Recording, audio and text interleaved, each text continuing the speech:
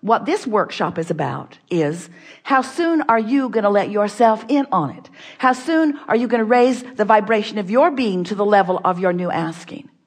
So when you ask for something, because the contrast is helping you to know that it is really unpleasant not to have this thing that you want, when you ask for something from a conscious awareness that you don't have it, your dominant vibration is in the not having of it.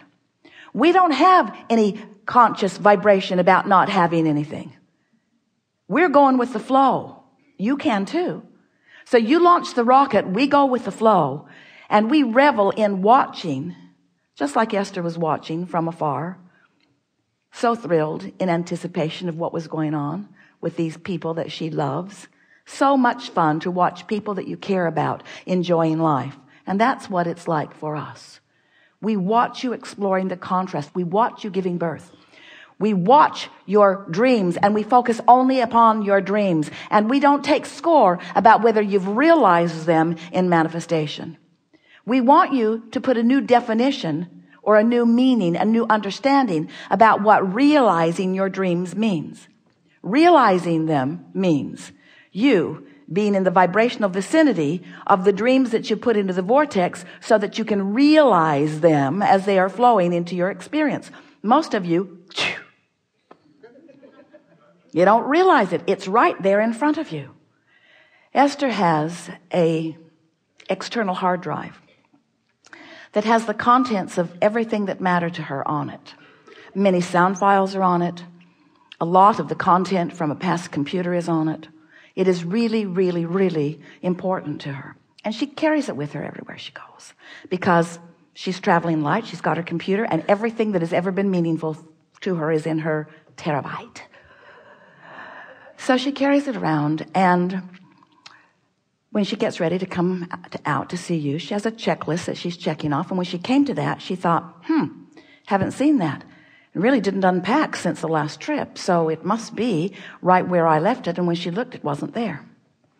So she looked in all of the logical places that it could be, and it was not there.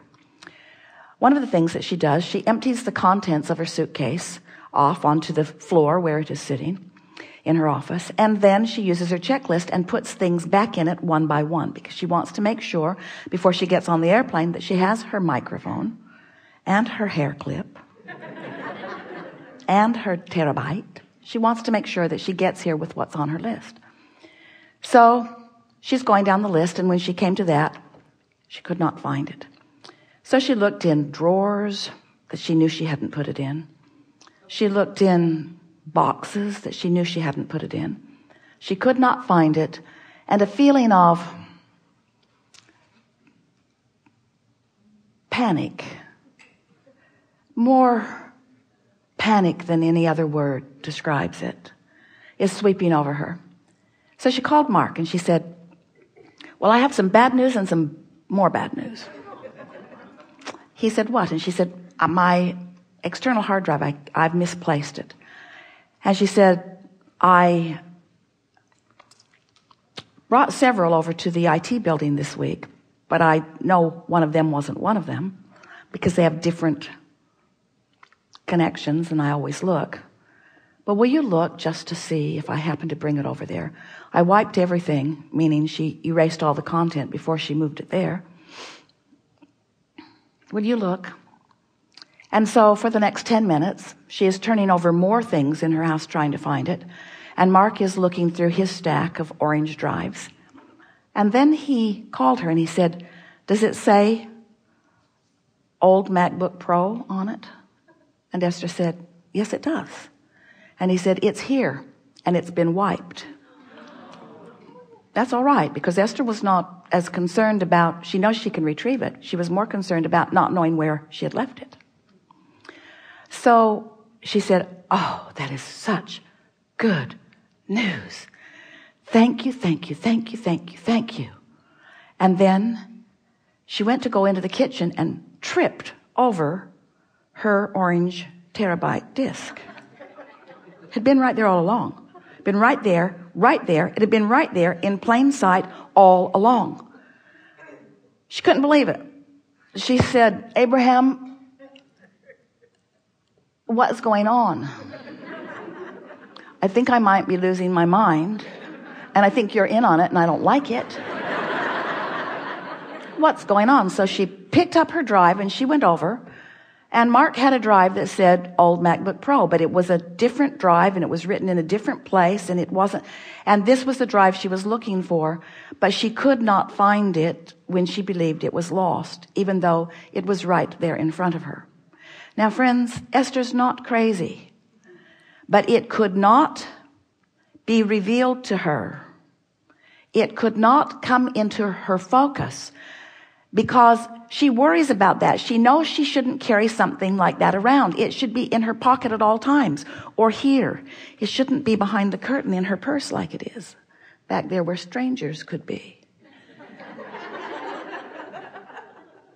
There's no strangers back there, are there?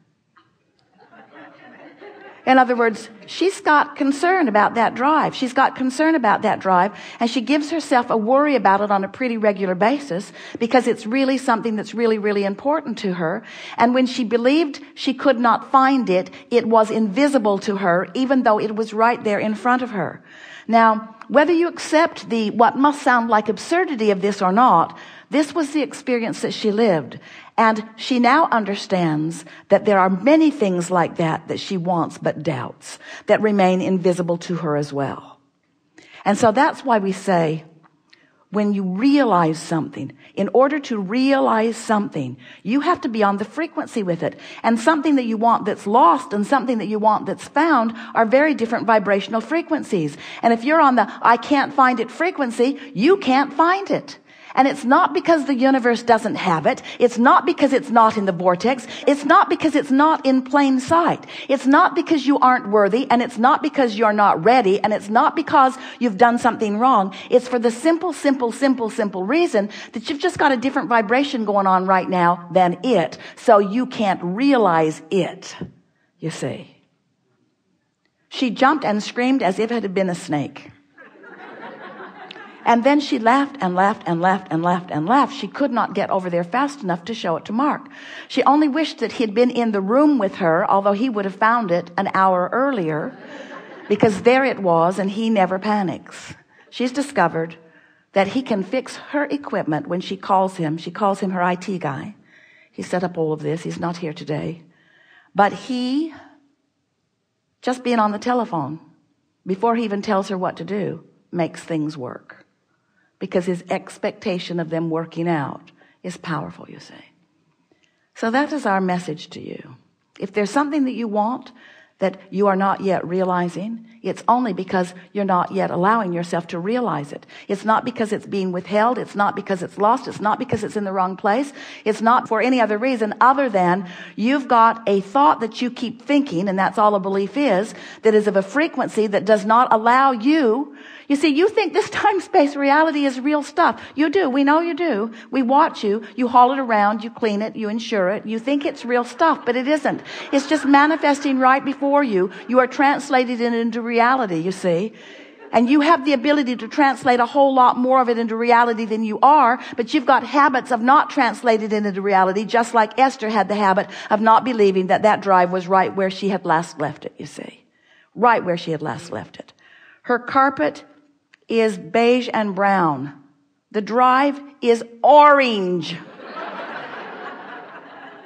And she could not see it. We are eager to talk with you about anything that is important to you. There is nothing off limits. It is our desire to assist you in whatever way we can, with whatever example we have to offer, and whatever words Esther can find to express the meaning that we are giving to her vibrationally, in order to soothe you into vibrational alignment with everything you want. Because it is our desire and our fervent understanding that there is nothing that you want that is unattainable. It's just a matter of tweaking your grid a little bit. And that takes a little bit of practice, you see. What do you want to talk about? Some things. It's going to be a really good day. All right, so we want you to relax and trust that what you want is right before us, do you? The orange drive is right here, easy to see, And whatever it is you want to know will be revealed to you. The only question is, where are you vibrationally in the vicinity of it? We're going to do a really good job of answering everything that you want to know.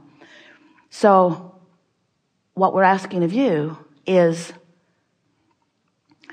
do you believe that? Do you believe that this meeting gathered before you dragged your physical bodies here? Do you believe that you've been put it into the vortex so it's bigger even than this moment in time can explain verbally? Do you believe that we have an understanding of what you want that will even go beyond the words that you are able to offer in the few short sentences that you'll offer at the beginning of this?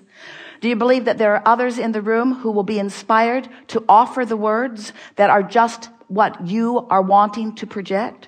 Do you believe that it really is co-creating at its best? All right. On the aisle.